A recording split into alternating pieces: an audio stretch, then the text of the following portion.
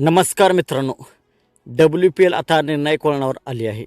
तर आपण पाहूयात प्लेऑफसाठी टीमांना त्यांचे राहिलेल्या सामन्यापैकी अजून किती सामने जिंकावे लागतील. संपूर्ण पॉईंट टेबलचे समीकरण आपण या व्हिडिओमध्ये जाणून घेणार आहोत. तर मित्रांनो, मी आहे सोमनाथ सरगर, आपण पाहतात क्रिकेट मराठी. तर RCBची वुमन पहिल्या क्रमांकावरती आहे. RCBने आतापर्यंत 3 सामने खेळले आहेत, 5 सामने अजून बाकी आहेत. फक्त एक सामना जिंकला तरी RCB प्लेऑफमध्ये जाणार आहे आणि 2 त्यांनी सामने जिंकले तर टॉप 2चे रँक RCBची पक्की असणार आहे.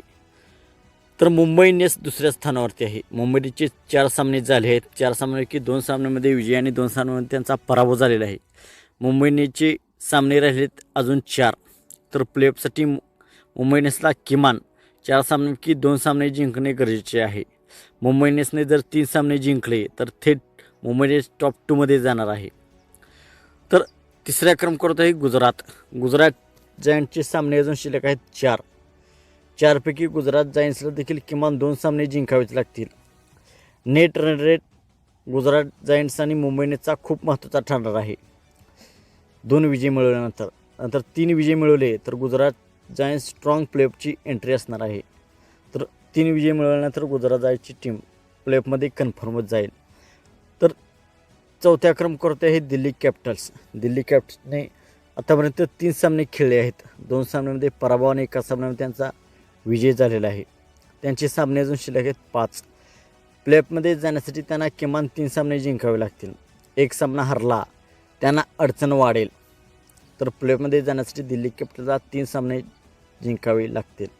तर 5व्या क्रमांकावरती आणि शेवटच्या क्रमांकावर आहे UP वॉरियर्सचे सामने 4 झालेले आहेत. त्यांचे 3 सामन्यामध्ये पराभव आणि एका सामन्यामध्ये फक्त त्यांचा विजय झालेला आहे. 3 ते 4 सामने UP वॉरियर्सला जिंकावेच लागतील. त्यांच्या 4 सामन्यापैकी चारही सामने त्यांना प्लेऑफमध्ये जाण्यासाठी जिंकावे लागतील. जर त्यांनी 3 सामने जिंकले तर इतर टीमाच्या नेट रनरेटवर UP वॉरियर्सचे प्लेऑफमध्ये जाणे अवलंबून असणार आहे. थोडक्यात RCBला 1 विजय महत्त्वाचा आहे. मुंबई इंडियन्स आणि गुजरात जायंट्स यांना 2 विजय हवेत. दिल्लीला 3 विजय गरजेचे. UP वॉरियर्सला जवळजवळ सर्व सामने जिंकावे लागतील. तर तुमच्या मते कोणती टीम प्लेऑफमध्ये जाणार कमेंटमध्ये नक्कीच सांगा. आणि अशाच क्रिकेट ब्रेकिंग न्यूज, क्रिकेट अपडेटसाठी आमचा चॅनल सबस्क्राईब करा.